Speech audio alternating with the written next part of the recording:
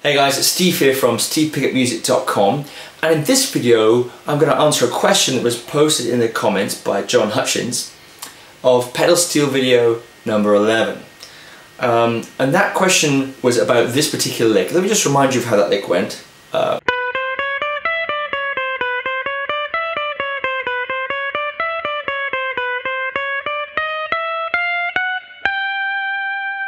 It's a little chromatic lick played quite fast. Much faster than that.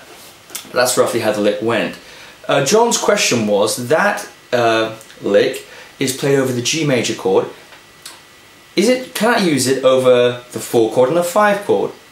Well, John was right to spot that the actual backing track I was playing over, which is just another recording of me just playing, was a 12-bar blues form. So it had 4 bars of G, 1, 2, 3, 4, 1, 2, 3, 4, 2, 3, 4, 1, 2, 3, 4, 4 bars, 2 of C, 1, 2, 3, 4, 2, 2, 3, 2 of G, 1, 2, 3, 4, 1, 2, 3, 1 of D, C, G, D, G. Just like a regular kind of blues, 12-bar blues, except played in the country style. So you've got 3 chords in there. You've got your G chord, C chord and your D chord. Because it's in the key of G, we call the G chord the 1 chord. We call the C chord the 4 chord because it's the 4th, C is the 4th note in a G major scale. 1, 2, 3, 4, C. And we call D the 5 chord because D is the 5th note of the G major scale. 1, 2, 3, 4, 5, that's D. Okay? So you've got the 1 chord, the 4 chord and the 5 chord. You probably know that already if you're watching this video, but just a recap in case you didn't know that. So you could say that lick, because we're playing that G lick over the G chord, we're playing over the 1 chord.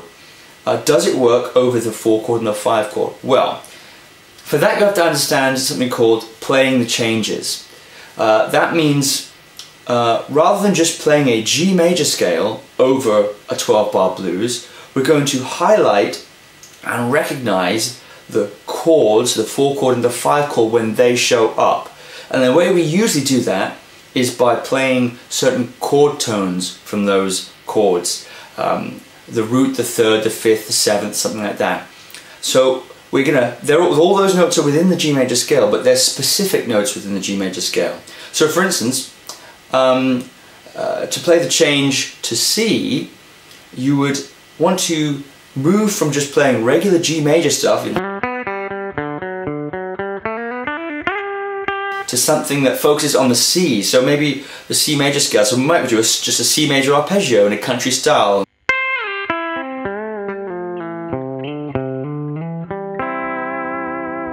Okay, that highlights the C there. That sounds like C. And then we go back to the G, and maybe we want to play a G arpeggio now in a kind of country style, you know.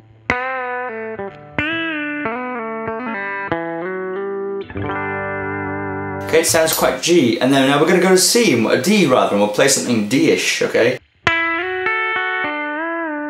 Now something to C. And now we're landing back on G again. So you have to go beyond just thinking it's the key of G, I'm going to play a G major scale or a G blues scale, to thinking, okay, I'm going to start highlighting the notes within the chords as they pass by. With that in mind, let's look at the notes of the lick and figure out how we can shift it around to go into the 4 and the 5 chord. Let's look at the lick. Okay, it starts on a B note.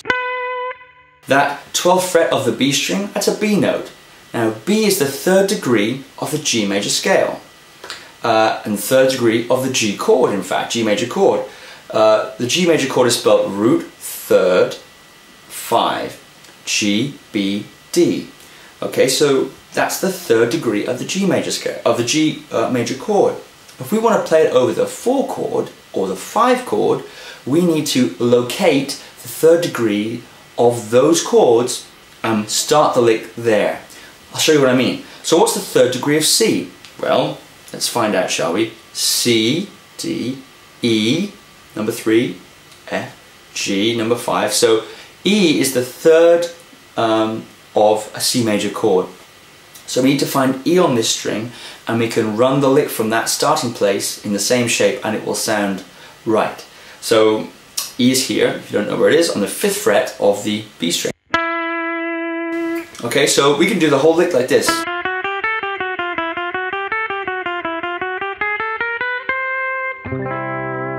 And it sounds right over the C chord. For D, well, the 3rd of D is F sharp. Okay, F sharp, D, F sharp is the 3rd of D. So we need to find F sharp on that string. Well, that's here on the 7th fret.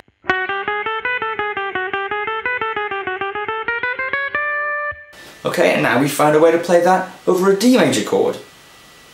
Alright, now here's an exercise combining all of it together. So we're going to use the same backing track that I used for the 11th video. This time I'm going to play the same lick. So I'm going to repeat the lick and I'm going to move it around as the chords change. This is, you'll see me sort of playing the changes and moving the lick to the starting position relevant to the chord happening underneath. Alright, I hope that was clear. If it wasn't clear, just write in the comments some more questions and we can answer it and hash it out. Alright. In the link down below, if you click it, I'll include the tab for what I'm about to do, which is the long form of the exercise where we're going around changing the lick depending on what chord it is, and I'll include the backing track that I'm using, which I said it's just me strumming, so you can play along and sort of try and match what I'm doing. Alright, great, well I will see you next time and I hope this answers your question. Bye bye.